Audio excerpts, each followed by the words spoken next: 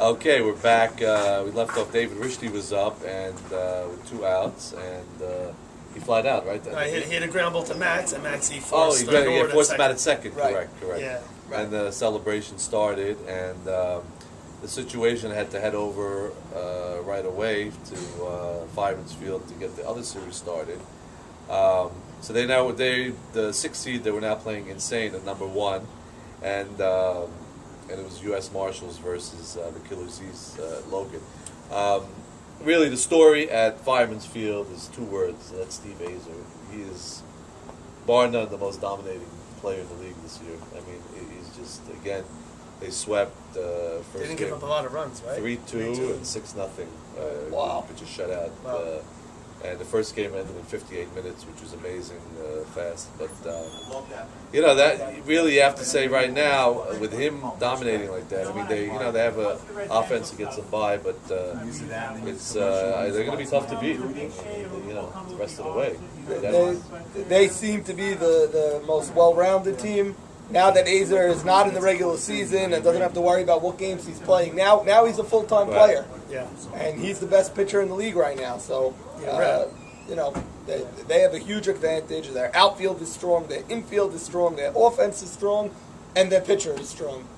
And their coaching is strong with Marty and Chucky as well. So thank God for them. It's a 3 out of 5. It was changed to a 3 out of 5. It could have been a 2 out of 3. Yeah. And they would have been done. Just as quick as they got into the next round, they would have been out.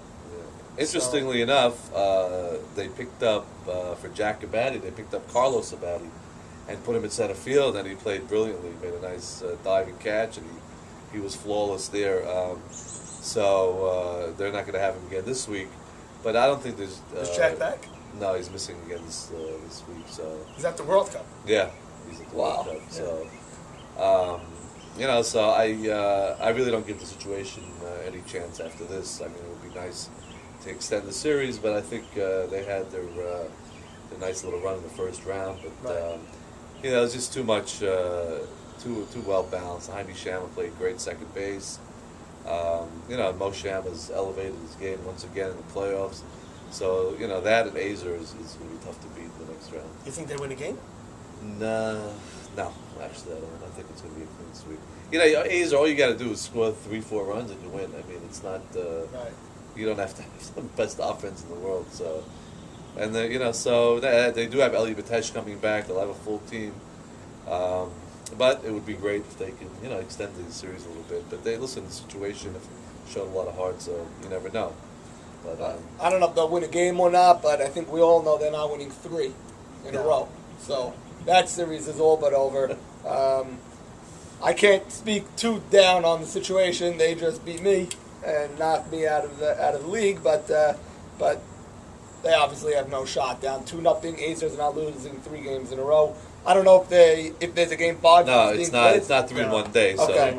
Because if anything, if they got him on a bad day, maybe they could pour it on. Right. But the underdog is not beating him twice on Sunday and then a third time later on. So good season situation. We'll see you next year. Yeah. But we might mention that Red has been in the World Series 3 years in a row, so that streak is in jeopardy right now. Right. So that's the worst now, feeling in the world. I wasn't there. Sorry, Doug. I wasn't there, but I heard that from my brother. Actually, who was there as one of the 42,000 in the announced paid crowd. I heard that Red at one point in game 2, his game 3 of the day, tossed his glove and walked off the field and said he had enough. Yeah, he said no mas. No mas. Yeah, that is true. That is true. I believe Svi came in, or was it Max? I don't know. But it was 6-0 at that point. And listen, now he pitched already at that point, maybe 19 innings, and he it was 95 degrees. For him that day, I mean, there was not a drop of wind anywhere. It was just, it was completely. It was just the humidity level was incredible. So now, I loved how Game 1 against our team, the elimination game, was in front of everybody, and it was the only game going on. Although, now they advanced, I don't think it's fair that they had to play Game 2 and Game 3 against another team playing Game 1 and Game 2. I don't know any other way to juggle it, but It's a disadvantage. No, it is a disadvantage, no question about it. Well, but we did it last year. We won all 3. But at the same token, that's, okay, but that doesn't mean there's not an inherent disadvantage there. It means you guys took your momentum and overcame that. No, nothing's automatic. Of course not. But obviously, Red can pitch 2 games. He's always pitched 2 games. Asking him to pitch a third against a team that's only playing the second, it's hard. Yeah, but also they would have had the advantage, I would think, in the first game of the next series. Yeah, the team hasn't played in 2 weeks, and they're coming off a big win. True. Yeah, so that was their key game, and they lost 3-2. You can't say anything about that. Right. They couldn't muster anything up against. I think they were looking for a split. Oh, they would have been. Yeah. No, I'm not making excuses. I'm sure they're not even making excuses. I'm just pointing well, out. another thing is that it was also 3 out of 5, so they have a week to recuperate, and and it's not 3 games in one day. If they win, they're going to have 5 days to get ready for Game 5. So 1 game at a time. That's it. Yeah. Hey, I don't see it happening, but wilder. Wilder things have happened in the wacky YMSL. world of sports. In the World Series, a couple of years in a row. Oh, team is up 2-0 and lost 3 in a row. CTU did it. CTU, and the next And then year the it next happened year again. after, And, it was It happened to Moshe Emma twice. Yeah. Right. And 4 years ago, David Gindley was up 2-0. Yeah. Almost swept them on Friday. Had Henry on base, grounded out, and then they lost the next 2 games on Sunday, and Gindley called it a career after that. But so the next series, I think, is going to be without a doubt going the distance. I think these classic even match teams, and I was a little surprised at the score of Game 1. Killer Z's got walloped, and Yedid, as great as he is, gave out an 18-run and a 19-run game this year, which is amazing. He scored 17. Yeah, maybe 17 and 18. Yeah.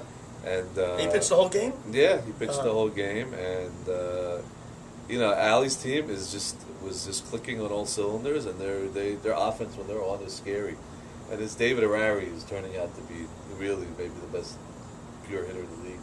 I saw him for a couple innings. I was there watching. He was like smashing the ball. Hey, he hits the gaps. He kills it. Yeah. He's unbelievable. Ali also hit a home run early that just landed in center field, very, very deep early in Game 1 on Logan.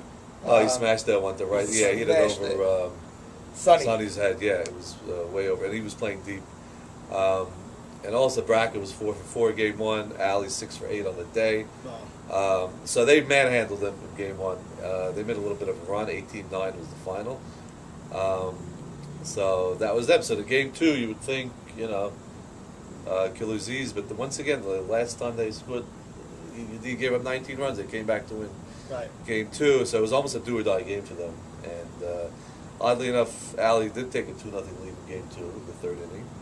And but they came back. They battled back. Sonny got a few hits, and Lee, and they came back. They held on for the victory, and it's 1-1. And I don't see that series not going 5.